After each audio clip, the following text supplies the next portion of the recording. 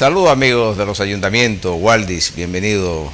Gracias, como Luis. siempre usted, excusamos esta semana la presencia o la ausencia del doctor Enríquez, que anda en sus quehaceres políticos, en los que le deseamos mucha suerte. Caminando los pasillos de los tribunales. Sí, necesita mucha suerte con esa justicia tan especial que tenemos en esta república tan especial.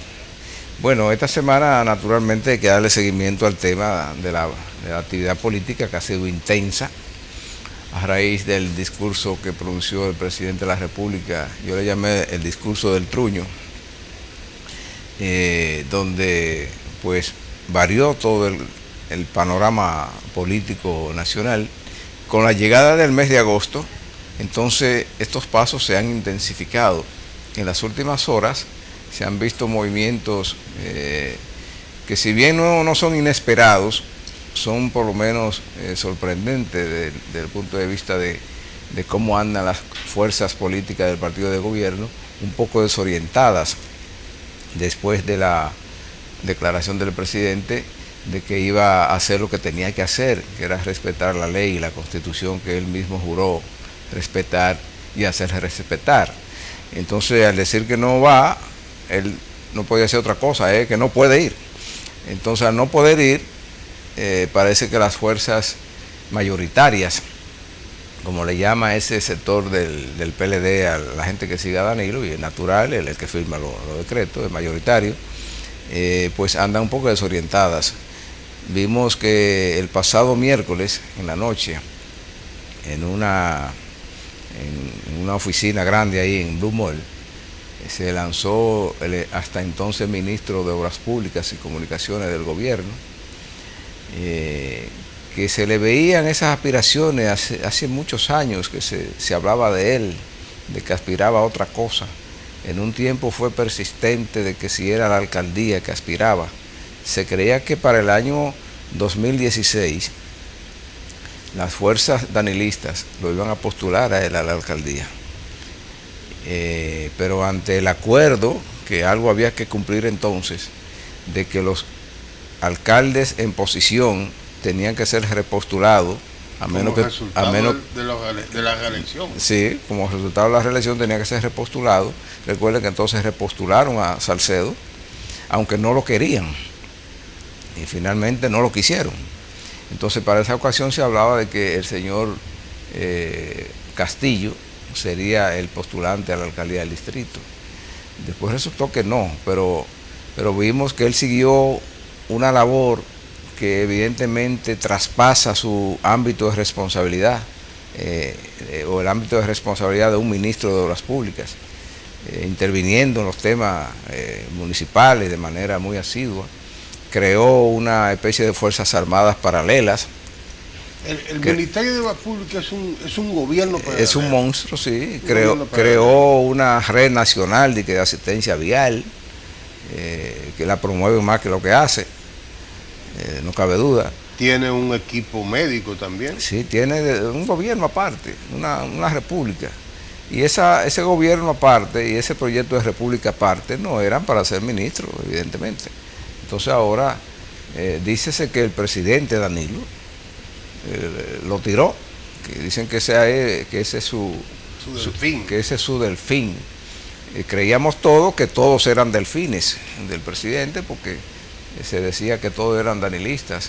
Incluso todos condicionaban su condición de precandidatos a la convención PLDista de octubre, a que el presidente no decidiera modificar la Constitución y repostularse, todos, excepto el presidente Fernández, que decía que esa lucha de él, además de ser por la Constitución, no tenía vuelta atrás. Los otros sí entendían que tenía vuelta atrás. El asunto es que dentro de aproximadamente una semana, los PLDistas se van a reunir, van a seleccionar el candidato, los precandidatos que van a la convención, en el caso de la presidencia de la República, y se dice que en el interín van a sedaciar esa amplia gama de aspirantes que tienen los danilistas, que creo que son como 6 o 7 ya, para escoger uno, y ese uno dícese que es el último que se lanzó, y que ahí van a aplicar aquella parábola bíblica de que los últimos serán los primeros. Pero pero son los primeros y evidentemente si tienen con qué ser primacía, ¿verdad? Lo que pasa es que a uno le enseñaron lo que es el mercado electoral. Y el mercado electoral es la cantidad de personas que tienen derecho a elegir o ejercer el voto para elegir en una posición determinada. ¿Cuál es el mercado electoral del PLD? El mercado electoral del PLD son 6 millones y algo de votantes que quedan en el padrón general de la Junta, extrayendo el 1.297.000 que hasta ahora tiene el PRM. Entonces, como hay ese nivel, aquí se va a poner en juego quizás algo que es difícil establecer en estos momentos, hoy. Por lo que tú señalas, son 7 para el candidato, más el presidente Fernández. El presidente Fernández ha sido presidente 12 años, eso le genera una tasa de rechazo, pero también una gran tasa de adhesiones. Y de reconocimiento, de conocimiento. De conocimiento y de adhesiones. Sí, la gente lo conoce, sabe quién es. Ese es una. Lo segundo. Usted no hace nada con tener 0 tasa de rechazo y tener 0 tasa de reconocimiento también. O sea, ¿qué puede pasar aquí? Fíjense por qué la situación es tan compleja. Porque como es un padrón es abierto, es prácticamente una elección nacional que hace el PLD, pero no solamente se va a escoger el candidato presidencial, ahí se van a escoger los demás candidatos de las posiciones que no están en la reserva del PLD. Eso es diputados, senadores, alcaldes, regidores, directores de distrito, vocales. O sea, hablamos de cerca de 4.000 candidaturas que están en juego, 2.000 y pico de candidaturas, porque yo no sumo los suplentes como candidatos. De todas formas, miren hacia dónde vamos. Vamos a un proceso donde sin lugar a duda el dinero puede jugar una parte importante. Sumado a esto, porque en las primarias de los partidos vota poca cantidad de personas. La República Dominicana puede ser una excepción. ¿Por qué? Porque nosotros tenemos una política extremadamente clientelar. Tan solo el gobierno central tiene entre empleados y beneficiarios de bonos cerca de 300.000 personas, 400.000. Eso significa que esos son 400.000 posibles votantes en el proceso interno del PLD.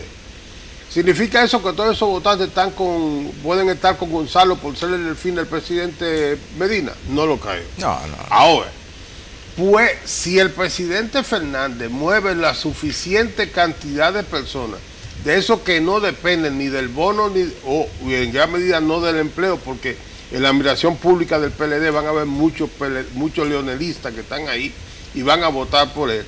Y será entonces una contienda muy importante. Si Leonel, presidente Fernández, consigue retomar aquella aura de que él es un presidenciable ganable, si la decisión del grupo de Danilo puede, aunque esa gente tienen todos menos del 1,5%, 2%, sí.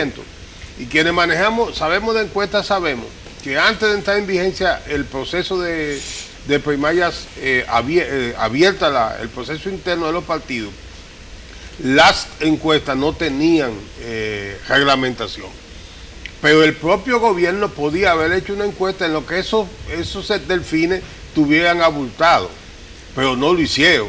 Los delfines se han quedado por debajo del 1 todo, lo que significa que a la salida de Gonzalo, y tú señalabas que tiene un gobierno paralelo, eso puede significar que estaríamos entre un hombre que fue presidente y manejó el Estado total durante 12 años, que tiene 8 años fuera del poder, 7 años y pico, casi 8, y un superministro que tiene un gran manejo, porque no solamente el presupuesto de obras públicas, es que lo que recibe obras públicas y administra obras públicas bajo la fiducia de RD Vial es 4 veces el presupuesto del Ministerio de Obras Públicas en la ley de presupuesto nacional. Y las escuelas de educación.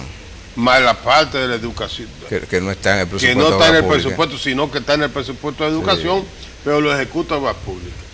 Hay que desearle lo mejor de los éxitos al PLD en este proceso.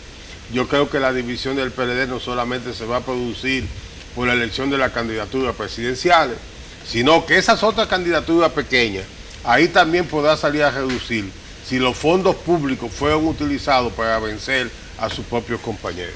Pero además de esa disputa en el PLD se va a decidir, a mi modo de ver, no solamente por la influencia de los bonos gas y el bono luz y el bono cosa, se va a decidir por las propuestas y no se va a decidir en los comités intermedios del PLD. Eso se va a decidir en la opinión pública general. Y en esa opinión pública general tendrá que verse cuáles son finalmente, o cuál es, si es uno del danilismo que va a confrontar al presidente Fernández, o si hay más de uno, cómo que se va a enfrentar, porque hay gente que ni hablar saben. Entonces una cosa es usted decir que es candidato interno en su partido, que quiere quedar posicionado, y otra cosa es que usted tenga algo que decir, que convenza más allá, porque el PLD en esa primaria se va a estar jugando el resultado de las elecciones de mayo, claro. Primero, la presidencial, pero también la de febrero, claro. Porque dependiendo a quienes cojan en los municipios, va a decidirse, y las elecciones de febrero son una especie de preselección de lo que va a pasar en mayo, pero la primaria es la anteelección de todo ese proceso, sí. Y los PLDistas, independientemente de que algunos han perdido el tino y la orientación con esa confrontación grupal, han de tener conciencia de que para ellos lo importante es conservar el poder.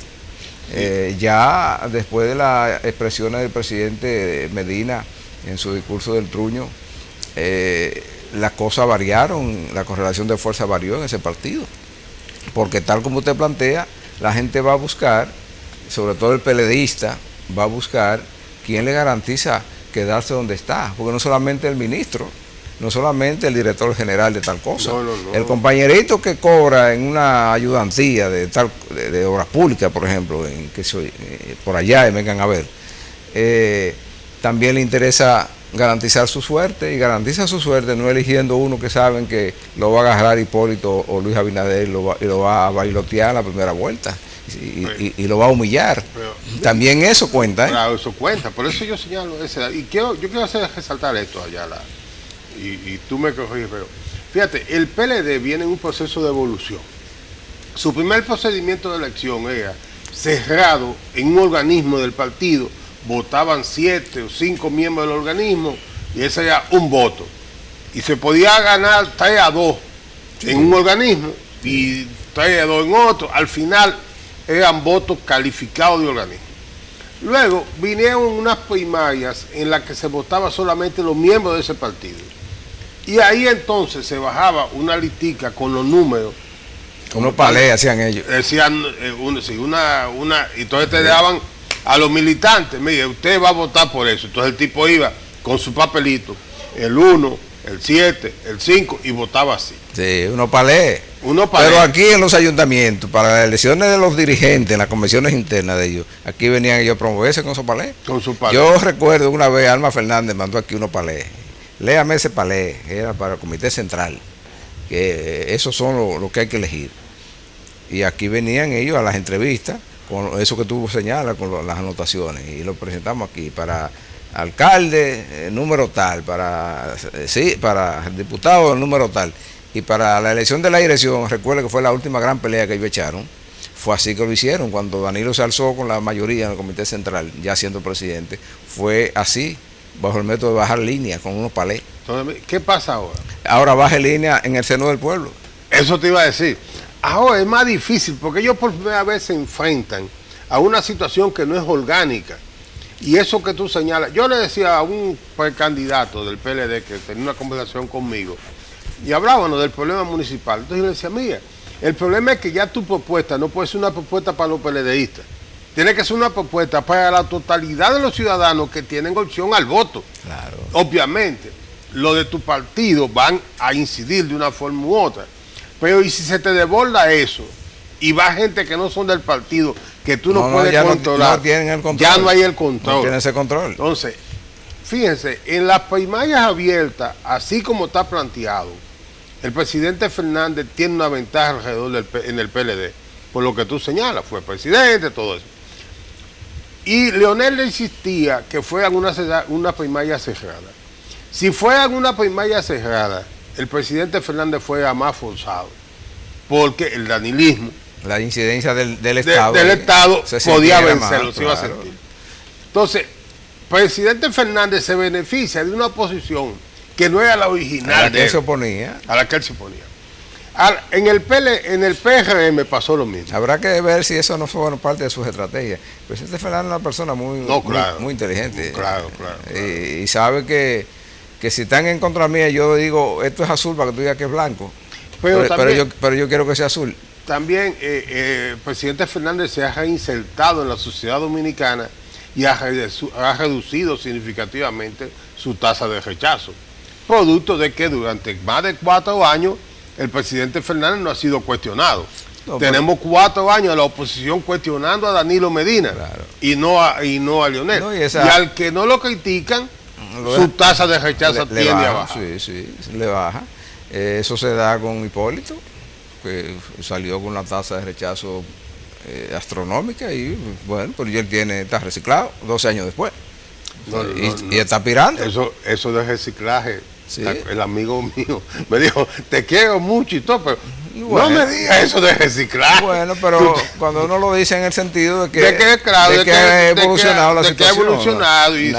Nada que ver con desperdicio, nada de eso. Yo le explicaba eso, entonces él me decía a mí, nada que ver. Es que usted ha trabajado tanto ese tema que es importante, que usted lo asimila. No, que nosotros tenemos un léxico municipal que necesariamente no lo maneja otra gente, y cuando queremos decir que una cosa se ha renovado, hablamos que se recicló, sí, claro, pero es que se ha renovado realmente. Entonces, en el caso del presidente Fernández, que fue muy golpeado los primeros 4 años del presidente Medina, hay que recordar también que fue una campaña inducida, y desde el momento en que se dejó de inducir esa campaña, esa situación bajó a la normalidad. Lo importante es saber qué van a proponer los postulantes, primero a lo interno de los partidos, y qué van a proponerles porque sean candidatos. Y eso es tan pronto como en un par de meses, que ya estará decidida la fórmula presidencial de los partidos políticos, municipal y congresional también, y habrá que ver cuáles son las propuestas. Ahí en las propuestas es que yo no veo el equilibrio en el PLD, no veo el equilibrio. Aunque sean 7 contra 1, sigue habiendo un desequilibrio que parece ser que el danilismo no previó. O si lo previó, quizás es para mantener el activismo en el partido, porque hay que también admitir que esa confrontación grupal en el PLD le quitó el escenario a la oposición, claro, y dejó al PLD solo en el escenario político. Hoy día solamente estos comentarios se refieren al PLD digamos, por pasar la mano, por generalizar, uno menciona otras fuerzas políticas. Pero si tú no mencionas aquí en tu condición de miembro del PRM, el PRM nadie lo menciona. El PRD desapareció del escenario, el Partido Reformista desapareció del escenario, los llamados partidos emergentes, ya eso también desapareció porque la propia ley de partidos prácticamente se los lleva. Entonces se quedó el PLD solo en el escenario, y quizás su propuesta o su fin, su meta debería ser tratar de no morirse de éxito, como dice el poeta, amigo nuestro. Lo importante ahora en el PLD es que el voto de don Chacho, el que vive allá abajo, pegado al río Isabela, vale igual que el voto de don Euclides Gutiérrez Félix, fundador del PLD e intelectual dominicano. Que por cierto llamó a la compostura esta semana. Sí. Llamó a la compostura porque que lucían como locos. Hizo uso del bastón. Sí, dijo, pues compórtense, que lo que hay que garantizar es quedarse en el gobierno. Cualquier compañero es menos malo que el contrario. Y dijo que si el PLD sale del poder, todos van presos. Pues así que habla una gente con conciencia. Sí. Cualquier presidente que llegue aquí y se ponga la banda del mando, tiene que dar circo. Tiene que dar circo. Aún del propio PLD, aún del propio PLD. Y si no fuera el PLD, con más razón, porque la sociedad está tan PLDizada que un gobierno que no sea PLDista no se le van a aceptar no va a haber luna de miel, ¿de acuerdo? Porque puede pasar que uno de los postulantes en el PRM, que va a ser el candidato presidencial de ese partido, gane. ¿Y por qué no? O sea, el PRM tiene una fuerza que la heredó del PRD que se fue cercana al 40%, nadie discute eso. Entonces, cuando usted arranca con una fuerza así, usted arranca con buenas probabilidades de ganar. Claro. Y si los PLDistas no actúan con la cordura que recomendó Euclides Gutiérrez Félix en su última intervención pública para su proceso interno, y después que pase el proceso interno, si no se unifican hacia la victoria, pueden llevarse a la sorpresa de que en agosto seguramente otro presidente. Con una abstención de cerca de un 40%, que es lo normal aquí en la República Dominicana, esa abstención del 40%, tú la bajas al 30% y consigues de ese 30 un 8, un 7%, entonces tú le estás dando una candidatura ganadora a cualquier partido que pueda suplir y que asuma en gran porcentaje la abstención. Porque la abstención nuestra, que ronda el 40%, si ese un 10%, 12% de esa sociedad que no vota, tal como tú señalas, se ha peleizado tanto que están a favor o en contra del PLD, porque ese es el problema. Aquí en la República Dominicana no me he puesto o es blanco o es negro, o es PLD o no es PLD. Y eso entonces en el votante juega también un papel. Y ahí puede influir mucho la clase media y media alta del país, que está concentrada en el Gran Santo Domingo, en el Gran Santiago, en La Vega, en Higüey y en San Francisco de Macorís. Yo veo a alguna gente que habla de que pueden haber candidaturas sorpresa. Yo no creo mucho eso. No. Creo en el éxito de las maquinarias. E incluso cuando han habido candidaturas ganadoras que parecen sorpresa, han sido fruto de la maquinaria. No son tal sorpresa. Entonces, para el proceso de febrero, yo avisoro, si el PLD mantiene la cordura, que ese partido va a arrasar en las municipales. Porque las municipales tienen la ventaja para la estructura que defiende el PLD, de que son elecciones de mayoría simple.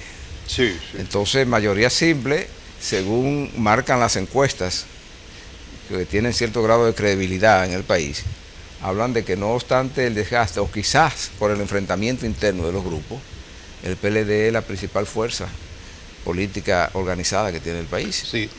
Quizá precisamente fruto del circo que han dado ellos en los últimos años. Pero y que la oposición no alcanzó a ver que era eso, que era circo. Mira este dato, que quizás yo por mi vida municipal quizás lo tomo más en cuenta y es probable que no tenga razón. Pero hace 58 años que en el país se celebró unas elecciones separadas, municipales solo, fue en el 1968. Del 68 acá, las elecciones municipales han estado conjuntamente con las presidenciales, primero en una sola boleta, luego separada, y luego separada en la fecha, primero separada en el día, que tú tenías una presidencial, una congresional y una municipal. Luego, separada en el tiempo, desde el 98 hacia acá. Entonces, ahora, en el 16, todas juntas con boletas separadas. Y ahora, separadas por un periodo de 3 meses. ¿Qué puede pasar? La última separada fue 2002. 2002 o 2006. No, 68 fue municipales solas. Sí, pero separada. Y entonces separada comenzó después de la reforma del 94, sí, con las elecciones municipales de 1998, que iba Peña de candidato en la capital. Sí. Y después de ahí hacia allá fue cada 4 años, hasta que se hizo una que duró 6 años. En el 10 que duró 6 años para juntarla. Ahora, mire, voy a asumir esto. ¿Cuál es? Y para mí es difícil hacerlo, pero yo tengo que ser honesto cuando estoy en esta posición de tratar de analizar la situación. Mire, la municipalidad tiene una condición muy especial, y es que usted cuenta 158 municipios. Y cuando usted lo cuenta por municipio, el de la capital, que para usted ganar necesita conseguir cerca de 250,000, 300,000 votos, es una alcaldía, igual que la de Descubierta, que usted la gana con 1.500 votos.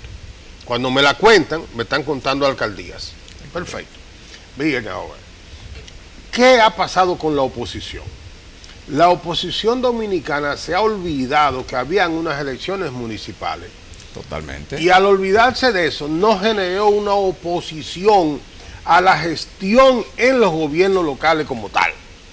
Eso da como resultado que los alcaldes del PLD, que son mayoría, hayan podido posicionar de manera fuerte. Y que las debilidades de ellos la tengan como opción miembros de su propio partido. Como no hemos podido articular eso, como no lo articulamos, eso da como resultado que estos señores, aun cuando usted ve el trabajo que hace Juan María en el periódico Hoy, en un segmento que ya me hablan los alcaldes, que si yo fuera un ente importante en la oposición, tomara esos reportajes de cada uno de esos alcaldes, lo que ellos han dicho en Hoy, y lo mirara a función de cuál ha sido su debilidad. Y desde ahí plantear qué tú puedes hacer en la gestión que él mismo admite esas debilidades, para entonces tú proponerlo con el presupuesto. Eso es si yo fuera en esa parte. Yo soy asesor, tengo mi parte privada, y como técnico estoy diciendo aquí lo que normalmente hago. Deme las debilidades, vamos con el presupuesto y pongamos entonces cuáles son las prioridades que entendemos para la gente. Eso va a dar como resultado lo que tú señalas, que muy probablemente, si en estos meses la oposición no se reconstruye en términos de oposición municipal, puede pasar un mal momento en febrero. Y está tarde para y ya no hay momento para cambiar la constitución. No, eso no va a pasar. No hay posibilidades. Y fíjense, esa constitución... Ni es sensato tampoco. Como señala Ayala, señores, esa modificación constitucional de juntar separar las elecciones por 3 meses, no fue de hoy. Eso fue del 2010, 2009, cuando se aprobó la reforma constitucional. Y la promulga Leonel en el 2010. Señores, tenemos 10 años sabiendo toda la clase política que en el 2020 iban a haber una elección en febrero y otra en mayo. Y nadie protestó, todo el mundo se quedó callado. No, fue que lo leyeron ahora. Y eso nos demuestra a nosotros cómo tenemos una cúpula política que vive del día a día y por lo tanto dejan de ser estadistas. El político normal trata de enfrentar el día a día. El estadista tiene que verlo a largo tiempo, a largo. Y entonces aquí, después de tomar ese tablazo, ahora está todo el mundo gritando. Pero no gritan en la dirección correcta. Vamos a ver cuál debería ser la dirección correcta en que la gente de los municipios deberían estar planteando sus inquietudes cuando regresemos después de la pausa.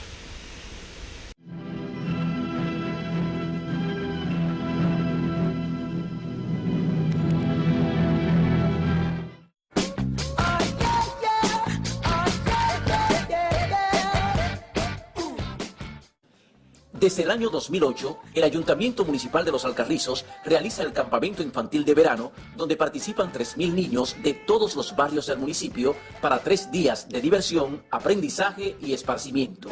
Los infantes son trasladados desde las oficinas del ayuntamiento que están establecidas en cada sector a las 8 de la mañana.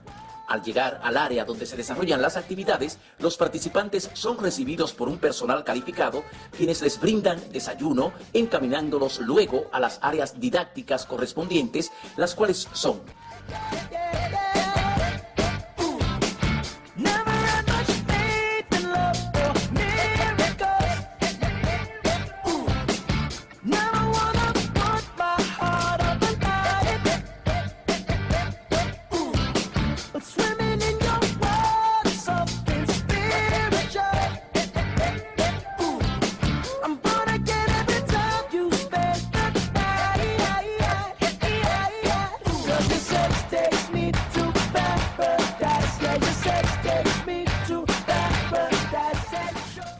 al final del campamento, además de las actividades didácticas, los niños disfrutan de un excitante show artístico con talentos de fama nacional y de nuestro tradicional gran cierre con un baño colectivo en el que participan, además de los niños, todo el personal del campamento y nuestro alcalde Junior Santos. Finalmente, los niños reciben de mano del alcalde una mochila llena de útiles escolares y un árbol frutal, el cual deben sembrar en los sectores o en sus casas.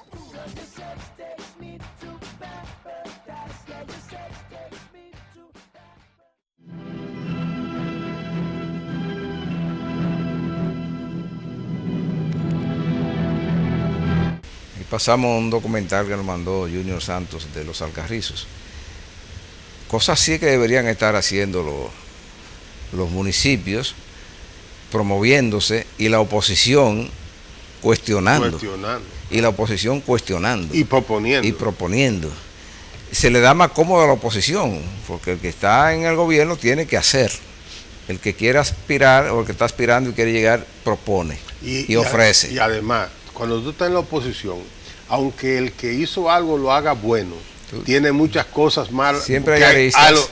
No, y tú dices, eso está bien, pero además de eso, tal y tal. Tal cosa. Y si entonces tú sitúas la prioridad del ciudadano. Y hay también el discurso dominicano, que bien, arreglaron esa calle, pero no hay escuela, debieron de coger dinero para arreglar la escuela, que es prioritaria. Así que se habla aquí. No, arregló esa calle, pero la de nosotros en el barrio no nos lo ha hecho, y faltan las cegas, y faltan los contenes, y además, ¿dónde están los cuartos de tanto, tanto y tanto? Que es lo normal, ese es el debate. Sí, pero en las alcaldías, en el movimiento municipal, se ha perdido la visión. Unos días antes de que el presidente de la República admitiera que no podía repostularse, que había perdido esa batalla, y dio su discurso del trullo, los alcaldes acudieron al Palacio Nacional a manifestarle al presidente su apoyo para la reelección, solicitándole que unificara las elecciones y un montón de cosas. Y el presidente, que no fue a la actividad, por cierto, el que aparece recibiendo a los alcaldes es el mayordomo del Palacio y el ministro de Obras Públicas. Y en ese documento fílmico que anda por ahí, los alcaldes se votaron en alabanza a un gobierno que le mantiene las finanzas estancadas desde hace más de una década.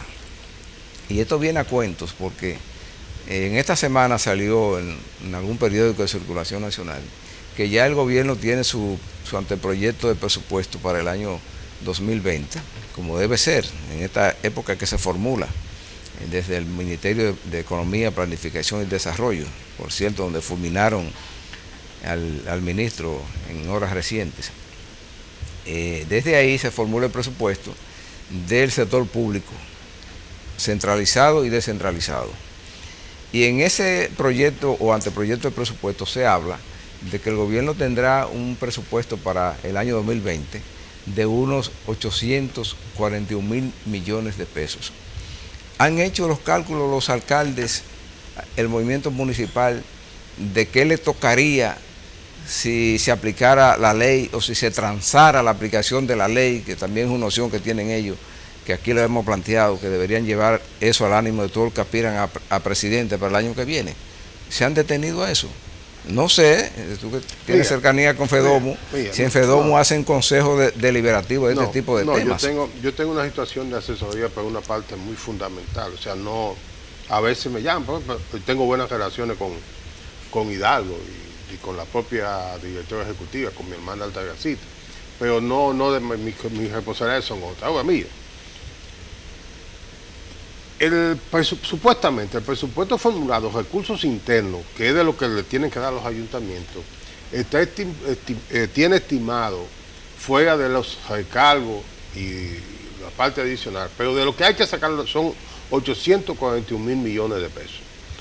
Eso representa que para los ayuntamientos el 10% representan 81.000 millones de pesos, para decir números redondos. ¿Qué van a recibir los ayuntamientos? Tiene asignado 17.000 millones. De esos 17.000 millones hay 800 millones que son para la Liga Municipal Dominicana, 800 y algo, 500 millones de Dominicana Limpia, hacen 1.300 millones. Para los ayuntamientos hay 15.700 millones de pesos. ¿Cuántos son en términos porcentual esos 15.700 millones frente a los 841.000 millones de ingreso interno fuera de de la masa que hay que distribuir para los ayuntamientos? 1.9%.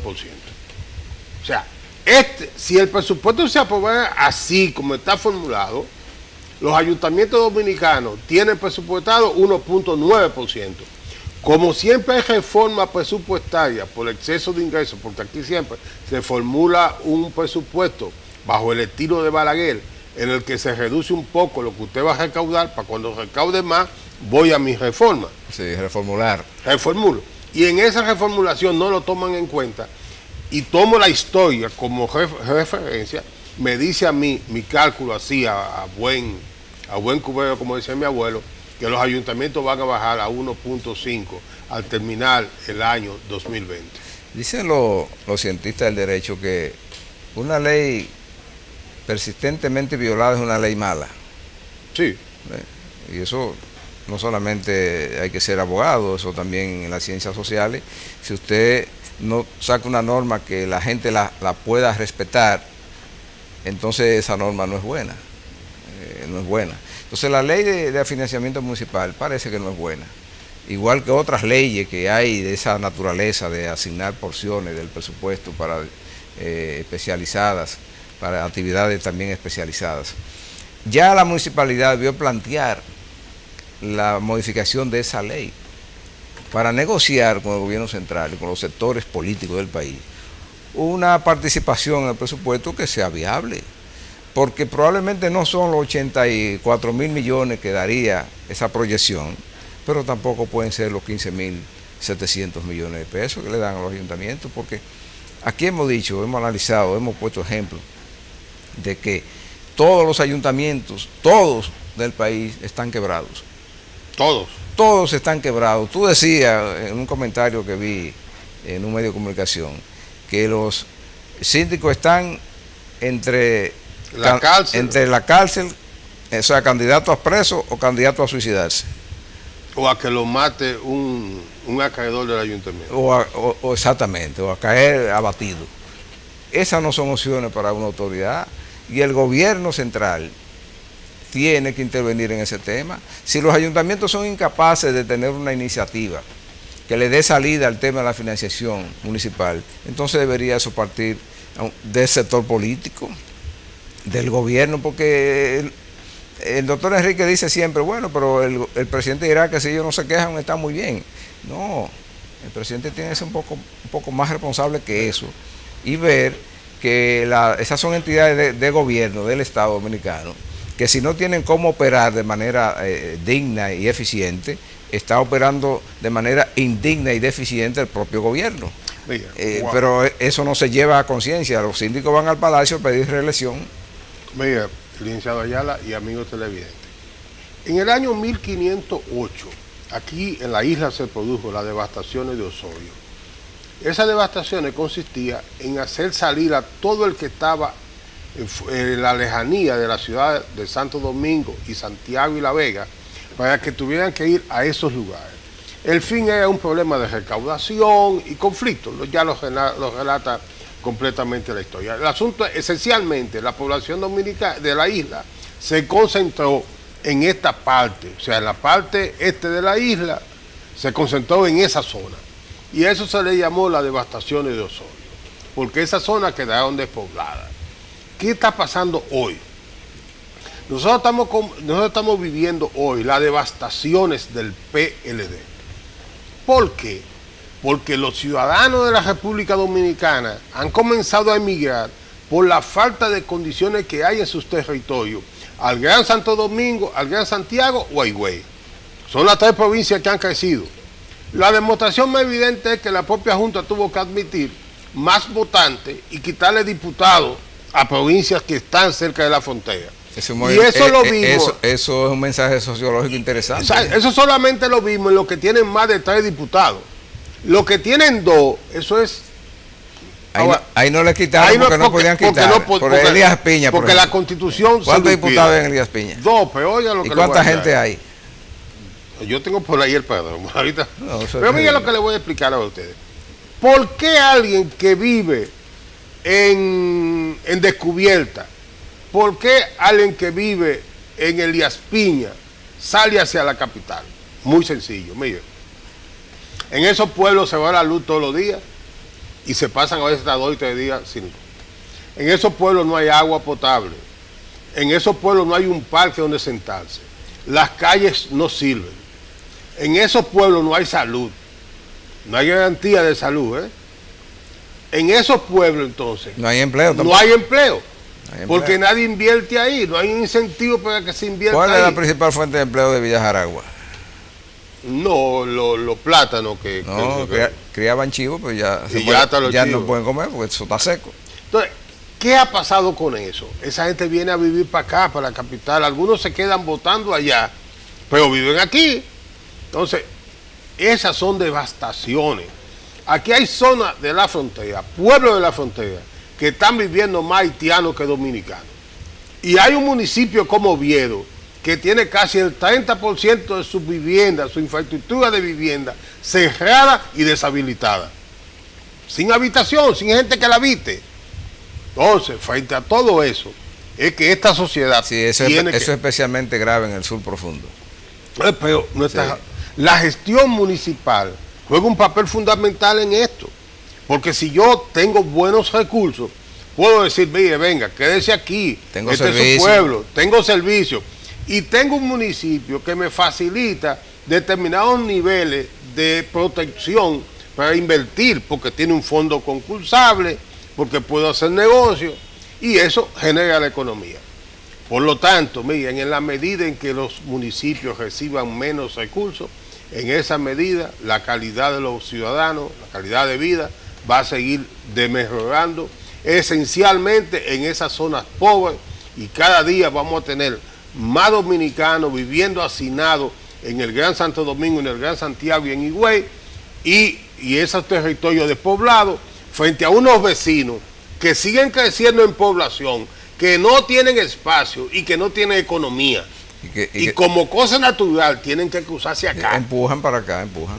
Pero esa es la falta de visión del tema municipal al que nos referimos. Porque la vida institucional de un poblado, como cualquiera de esos que usted nombró, gira en torno al ayuntamiento. Claro. Un ayuntamiento, usted mencionaba Oviedo, un pueblito un poblado que yo conozco bastante bien. Ahí, fuera del ayuntamiento, no hay más nada. Entonces, si el ayuntamiento languidece el poblado entero. Y eso se da en una franja, sobre todo en el sur de la República y en los pueblos fronterizos, a una escala que la gente no se imagina. Provincia, Villa Elías Piña, por ejemplo. Provincia, Pedernales. ¿Y de qué vive la gente ahí? ¿Pero de qué vive? Entonces, el municipio debería ser el alma económica y financiera de esa comunidad, porque no tiene más nada, porque apenas tiene unos hospitalitos ahí de mala muerte, tiene una oficinita, quizá una oficina de la Junta Electoral, tal vez hay, pero siga buscando, ¿de qué más hay? En el sur profundo hay una sección, que es el municipio de Hondo Valle. Ahí el síndico es del PLD, Nildo César de los Santos. Pero Nildo es un hombre formado en la municipalidad, fue su secretario general de la liga, y él también maneja buenas relaciones. Y Nildo ha hecho un gran esfuerzo y se le ha dado una situación a Hondo Valle diferente a los demás. Tienen el programa de siembra de árboles, reforestación, un puente que tenía siglos que no se podía entrar a Hondo Valle, lo consiguió que eso lo haga. Pero él no lo está haciendo con fondos municipales.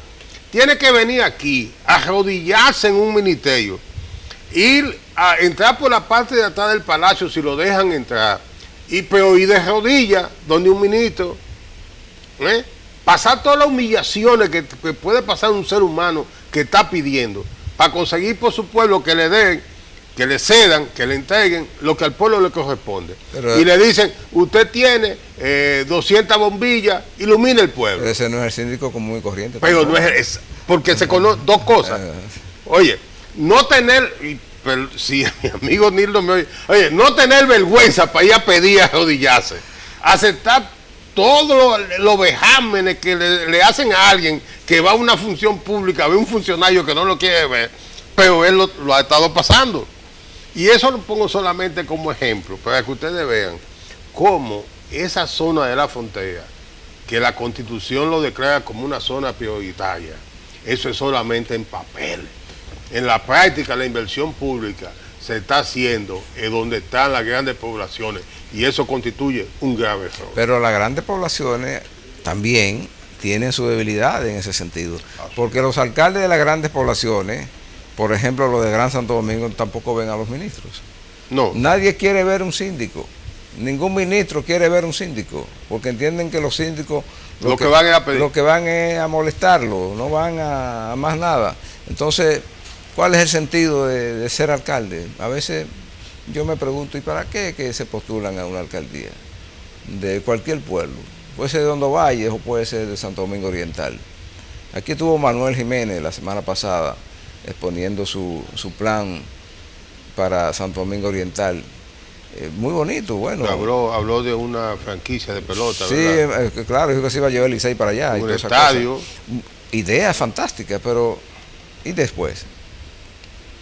¿Y después? Y tenemos el ejemplo del alcalde de la capital, que llegó con varias maletas llenas de ilusiones a la alcaldía, por su vinculación generacional y su visión empresarial y una filosofía que él es el vocero aquí de los emprendedores.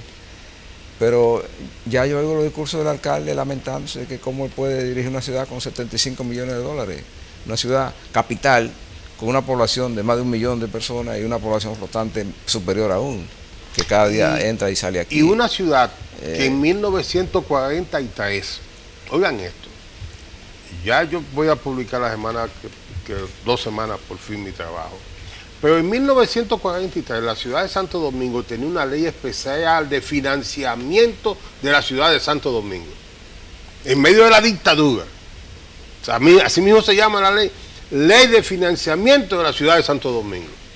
Tráigala. Hoy no tenemos ni siquiera una ley de capitalidad. Una barbaridad. Y miren, sobre esto del hacinamiento, nos falta otro bloque, ¿verdad? Sí, vamos a una pausa. Y venimos al bloque que viene, porque quiero tratar un tema fundamental. Vamos a una pausa. Pausamos.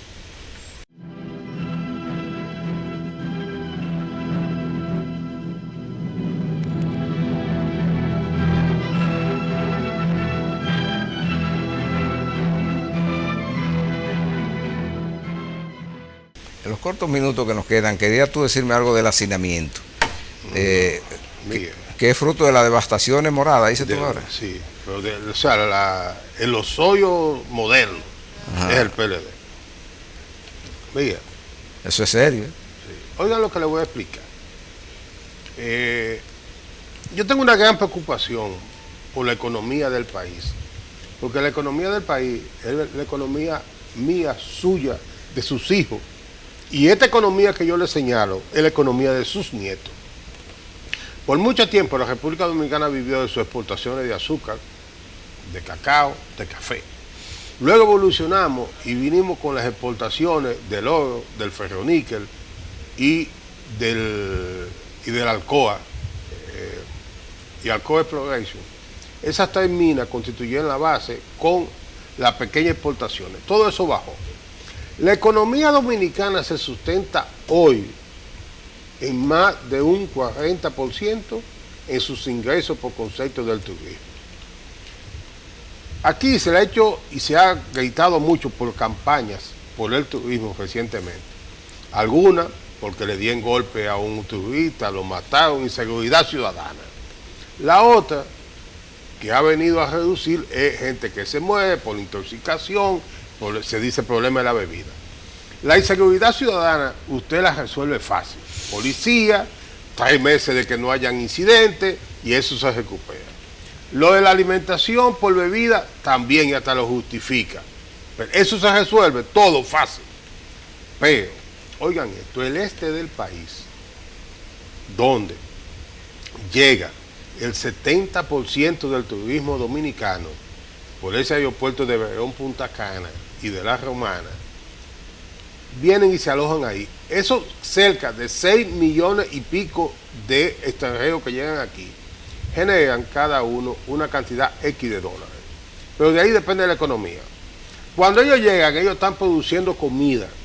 Y la comida produce unos desechos sólidos, la mayor parte orgánica, que son los residuos de arroz, de habichuela, de todas esas cosas que se comen. Ustedes saben que en Bávaro, Obregón, Punta Cana, en la provincia, 700 toneladas de desechos sólidos diarios. Estimado, porque no hay balance, estimado. Las 400 que producen los hoteles y que produce el pueblo, donde viven los que le dan servicio a los hoteles, está siendo colocada en un vertedero que se llama Quequeí.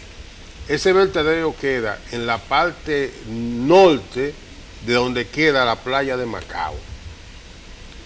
Ahí, arriba de la playa. Arriba de la para playa que la gente lo entienda. Para que la gente lo entienda. Sí. O sea, es el pedacito más alto de la llanura del este, y entonces eso es una propiedad de un tipo que tiene su propiedad, la acercó, no le servía para nada y comenzó a cobrar para que pusieran basura ahí. Comenzó con los hoteles y terminó el ayuntamiento, la de Junta de Distrito, también colocando ahí la otra. Y le pagan a ese señor. Por eso no tiene ningún tratamiento científico. Fui a principios de este mes allá por un asunto de trabajo. Usted fue en julio, que estamos en agosto. Julio. Y cuando llegué aquí, le hice una carta al presidente Danilo Medina. Mira, pequeño, cógela ahí, porque ahí tiene el sello de recibido en Palacio. Porque cuando esto venga, yo quiero tener esto guardado para decirle, mire, se lo dije. Baja la mapa que tenga el coso de Palacio. Ahí, que se vea lo que está, baja la mapa, súbela, pequeño. Pequeño, que se vea que esa parte de ahí, la parte donde dice que está recibido en Palacio, esa, véala ahí. ¿Usted ve? Dice Presidencia de la República. Mire lo que yo le dije al presidente. Hago uso del artículo 22 de la Constitución, donde están consignados los derechos de los ciudadanos, que es de formular peticiones a los poderes públicos para solicitar medidas de interés público y tener respuesta a las autoridades en el término establecido en la ley. Hago de su conocimiento la situación de deterioro y peligro ambiental que representa el manejo inadecuado de la disposición final de los residuos sólidos de la provincia de la Altagracia, donde en 2 vertederos a cielo abierto se depositan diariamente aproximadamente 700 toneladas de basura, y de manera especial en la zona de Obregón, Punta Cana, lo que comienzan a emanar lixiviados altamente contaminantes que están llegando a las áreas de la playa, específicamente a la de Macao, situación que pone en peligro la industria turística del país. Por lo que les solicito muy encarecidamente, disponga usted de los recursos económicos necesarios para que el Ministerio de Medio Ambiente, el de Obras Públicas, el de Turismo y de Salud, en coordinación con las autoridades municipales, con carácter de urgencia en frente de la construcción de un relleno sanitario intermunicipal como garantía de la sostenibilidad ambiental de esa importante región del país. Presidente Medina, la intención de descrédito a la industria del turismo por situación de inseguridad ciudadana o por manejo inadecuado de alimentos y bebidas puede ser superada en poco tiempo y con pocos recursos. Pero la campaña negativa por contaminación ambiental se recupera como una muy costosa inversión y a largo plazo. En sus manos está que sucumba o no el más importante polo turístico del país, que es lo mismo que decir en gran medida la economía nacional. Como es nuestra norma hacer denuncia, no es nuestra norma hacer denuncias sin plantar soluciones, le solicito que disponga del 20% de los recursos generados por el pago que realizan los turistas que nos visitan como derecho de ingreso al país, como recurso especializado para el manejo de la disposición final de los residuos sólidos. La mayoría de ellos lo producen esos mismos turistas. Espero que usted tome esta propuesta en consideración para que no nos veamos en la misma situación en que terminó en los años 80 el balneario de Boca Chica y cómo afectó también a sus balnearios colindantes de Andrés y de Guayacana. Bueno, como el tiempo se nos acabó esta semana, le invito a que se siente cómodamente, como aquí en la silla de los ayuntamientos, a esperar la respuesta. Los ayuntamientos regresan la próxima semana.